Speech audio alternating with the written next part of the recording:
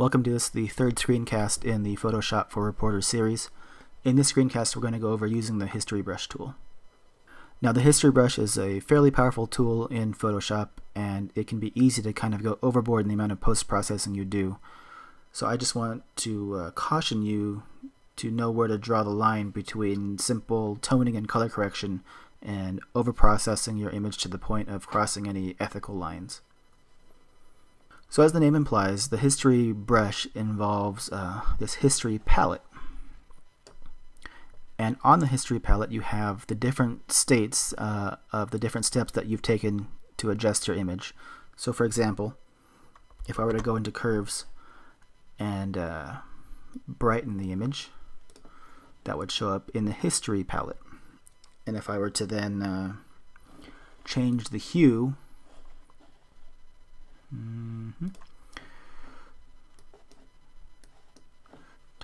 to this crazy purple, that too would show up in the History palette. So every step that I take to alter this image will show up in the History palette.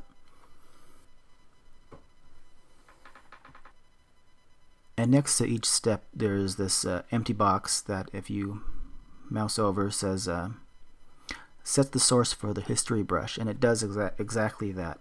So if I were to click this curves layer, this is now the source for my History Brush, meaning when I select my History Brush, it's going to paint in whatever existed in the image at this step, at this curve step. So if I paint over her face should go from the purple, which happened when we did the hue and saturation, back to whatever was present on that curve step. Like so.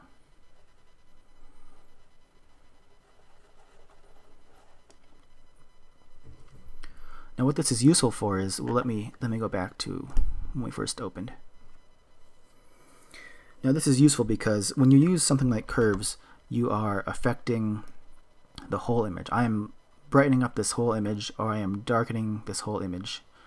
However, maybe I just want to lighten up her face, and I'm worried that if I lighten up everything, then this bright area will become too distracting. So this is where I use a History Brush. Now I'm in Curves, and I'm going to lighten up her face to the point where I'm happy. We'll say it's there. Hit OK. And I either want to go back to Open and paint in her face with the brighter Curves step, or I want to be in Curves and paint back the darker crowd from the Open step. It doesn't matter which one. I'm going to paint her face back in because it's less work than painting the crowd in.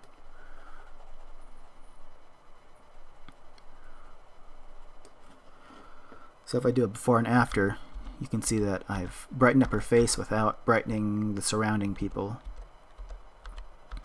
Now let's say I'm happy with how her face is, but I want to kind of make the crowd a little darker because I still think they're a little too distracting.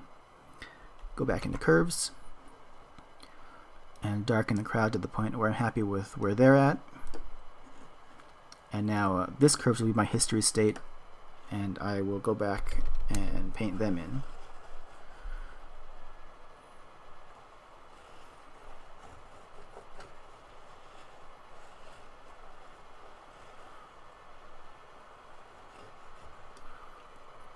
So this is the after, and this is when we first opened. After, before, after, and before. So the History Brush is useful when you want to isolate specific parts of a step and paint them back in.